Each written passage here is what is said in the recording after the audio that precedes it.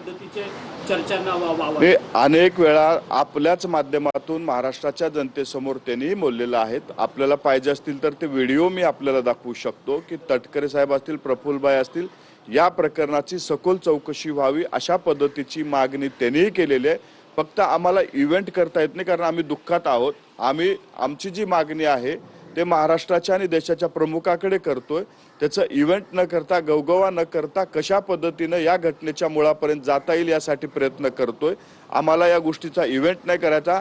तर आमचं जे दैवत होतं, आमचं जी सर्वस्व नेतृत्व होतं, त्यांचा घात आहे की अपघात आहे ह्याची आम्हाला सखोल चौकशी झाली पाहिजे, या मताचे आम्ही सर्वजण आहोत. पक्षाचं, राष्ट्रवादी काँग्रेस पक्षाचं पॉलिटिकल कन्सल्टंट म्हणून ज्यांची नियुक्ती तुम्ही केलेली होती, नरेश अरोरा, यांच्याकडे 2 चार्टर्ड विमानं होती आणि नरेश अरोरा यांचं कंत्राट जे आहे, तुमच्याकडनं जे काम भेटलेलं आहे ते तुम्ही काम बंद करणार होतं तुमच्या पक्षाकडनं, अशा पद्धतीचा दावा रोहित पवारांकडनं करण्यात आलेला आहे. आणि जवळपास मोठी रक्कम, अर्थात 200 कोटीपर्यंतची रक्कम जी आहे ती अजित पवारांच्या पक्षाकडनं नरेश अरोरा यांना सगळं काम करण्याकरता देण्यात आलेलं होतं.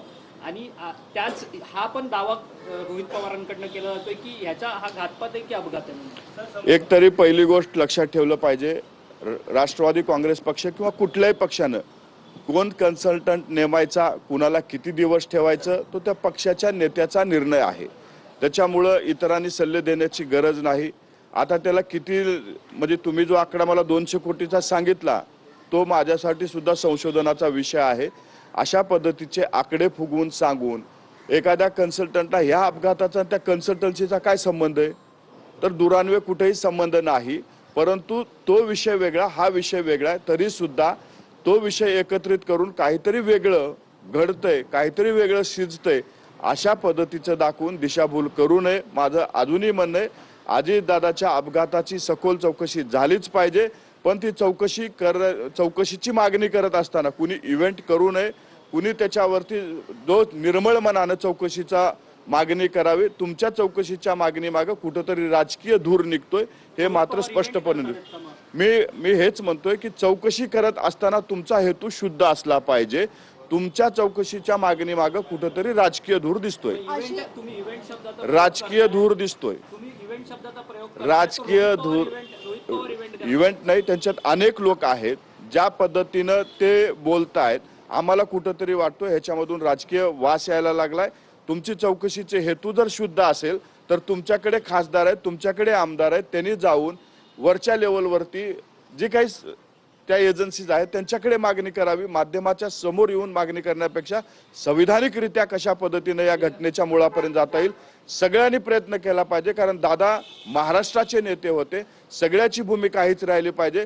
परंतु या घटनेवरती राजकारण कोणी करू नये या मताचे आम्ही आहोत. गेल्या 3-4 दिवसात विलीनीकरण लांबणीवर पडला अशा बातम्या आल्या होत्या. मात्र आता दिल्लीत काही आमदार गेलेले, त्यांच्या प्रतिक्रिया अशा आहेत की दोन्ही राष्ट्रवादी एकत्र झालेले, छत्र पाहिजे आम्हाला असं त्यांचं म्हणणं आहे. निधी मिळणार नाही, थेट आरोप केला जातोय दिल्लीच्या दोघांकडनं निधी मिळणार नाही. एक तरी पहिली गोष्ट लक्षात ठेवा की सुनेत्रा वहिनी पवार यांच्या नेतृत्वामध्ये येणाऱ्या काळात राष्ट्रवादी काँग्रेस पक्षाचे सर्वस्व निर्णय त्या ठिकाणी होतील.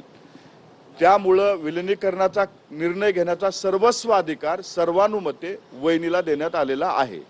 त्यामुळं वहिनी काय निर्णय घेतील तो वहिनी ठरवतील. आमदार काय म्हणले त्यांच्याही भावना वहिनी लक्षात घेतील आणि पुढच्या आगामी काळामध्ये त्याच्यावरती बोलतील. परंतु आत्ताच्या घडीला आमच्या सगळ्यांची प्राथमिकता हेच आहे, वहिनीनं जी जबाबदारी घेतली आहे त्यांच्या पाठीमागे खंबीरपणे उभं राहणं, या राज्यामध्ये सक्षमपणे राष्ट्रवादी काँग्रेस पक्ष पुढे जाणं हीच आमची प्राथमिकता आहे. आमच्यासाठी विलिनीकरणाचे विषय जी काही निर्णय वहिनीला घ्यायचे ते घेतील, परंतु आमची प्राथमिकता पक्ष आणि राज्य मजबूत करणं ही आहे.